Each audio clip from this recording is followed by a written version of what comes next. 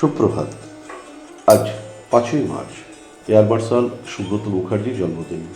তিনি 1911 খ্রিস্টাব্দের আজকের দিনে কলকাতার এক সুপরিচিত ব্রাহ্মণ পরিবারে জন্মগ্রহণ করেন। তার বাবা সতীশচন্দ্র মুখার্জি একজন সুপরিচিত আইসিএস সেলার এবং মা চারুলতা মুখার্জি অত্যন্ত মেধাবী ছাত্র ছিলেন এবং তিনি ভারত সরকারের বিশ্ববিদ্যালয়ের মঞ্জুরি কমিশন কর্তৃক ঈশান স্কলার অর্জন করেন এবং তিনি ছিলেন একজন নিরলস সমাজকর্মী। তার পিতামহ নিবারণচন্দ্র মুখার্জি ছিলেন তখনকার খ্যাতনামা সামাজিক ও শিক্ষাকর্মী।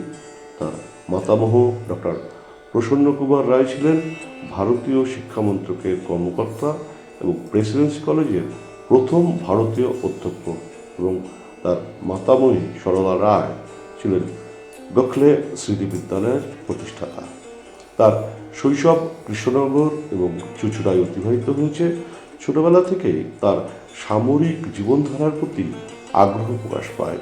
তিনি প্রথমে নৈনিতাল ডায়োসিসান বয়েজ হাই স্কুলে এবং পরবর্তীকালে কলকাতার লরেটো কনভেন্ট, হাওড়া জেলা স্কুল এবং ইংল্যান্ডের হ্যাম্পস্টেডের একটি স্কুলেও পড়াশোনা করেন। তিনি 1927 খ্রিস্টাব্দে বীরভূম জেলায় স্কুলের মাধ্যমিক পাশ করে 1 বছর কলকাতার প্রেসিডেন্সি কলেজে পড়াশোনা করে কেমব্রিজ বিশ্ববিদ্যালয়ে পড়াশোনা করেন। 1928 খ্রিস্টাব্দে ব্রিটিশ সরকার তাকে রয়্যাল এয়ারফোর্স কলেজের ক্র্যানওয়েলে প্রবেশের অনুমতি দিতে সম্মত হয়। সেখানে ভারতীয়দের জন্য মাত্র 6টি শূন্যপদ ছিল। তিনি ক্র্যানওয়েলের প্রবেশিকা পরীক্ষায় পাশ করে উক্ত কলেজে 2 বছর ফ্লাইং প্রশিক্ষণ গ্রহণের জন্য নির্বাচিত প্রথম 6 ভারতীয়ের একজন। ক্র্যানওয়েলে শিক্ষা গ্রহণ করে তারা উইলসায়ারের ওল্ড সারুম এয়ারফিল্ডে অবস্থিত আর্মি কোঅপারেশন স্কুলে আরও প্রশিক্ষণ গ্রহণ করেন। তারপর প্রায় 1 বছর তিনি 16 নম্বর স্কোয়াড্রন RAF এর দায়িত্ব পালন করে ভারতে ফিরে আসেন। 1933 খ্রিস্টাব্দের 1 এপ্রিল ফ্লাইট লেফটেন্যান্ট সিসিল বাউচিরের নেতৃত্বে করাচির 1 নম্বর স্কোয়াড্রন IAF এর ফ্লাইট গঠিত হয়। তিনি সেই ফ্লাইটে অংশগ্রহণ করি 5 জন ভারতীয় পাইলটের মধ্যে ছিলেন একজন। তারপর 1934 খ্রিস্টাব্দের 15ই ফেব্রুয়ারি তিনি পদোন্নতি অর্জন করে ফ্লাইং অফিসার পদে নিযুক্ত হন। তিনি নর্থ ওয়েস্ট ফ্রন্টিয়ার 1936-37 এবং নর্থ ওয়েস্ট ফ্রন্টিয়ার 1937-39 উপাধিতে ইন্ডিয়ান জেনারেল সার্ভিস মেডেল অর্জন করেন। এছাড়াও তিনি তার বৈচিত্র্যপূর্ণ জীবনে অনেক পুরস্কারে ভূষিত হয়েছেন।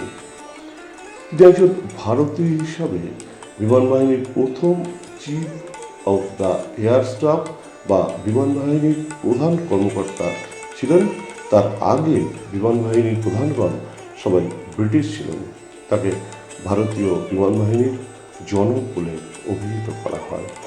1960 খ্রিস্টাব্দের নভেম্বরে এয়ার ইন্ডিয়ার প্রথম টোকিওগামী ফ্লাইটের যাত্রীদের তিনি ছিলেন একজন।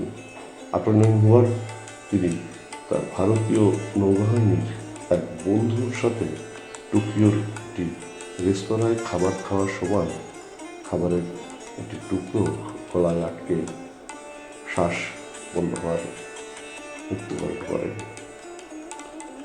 বিমান বাহিনীর সদর দপ্তর দিল্লিতে সুব্রত মুখার্জি পার্কটি তার স্মৃতি রক্ষার্থে উৎসর্গিত হয়েছে।